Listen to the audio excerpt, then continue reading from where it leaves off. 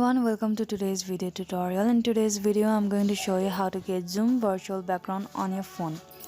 So first of all, make sure you are connected to internet, and now without any further ado, let's open the Zoom app.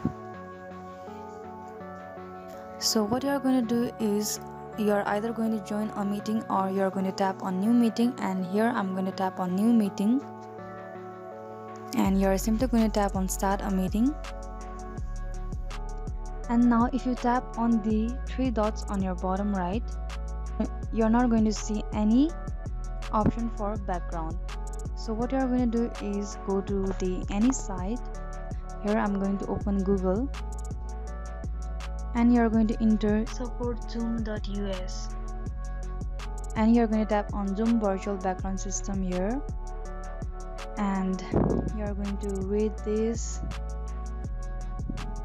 and you're going to head back to Zoom application. And what you're going to do is tap on three dots on your bottom right,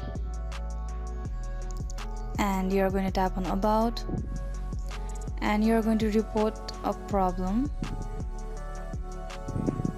and you're going to tap on others and tap on next.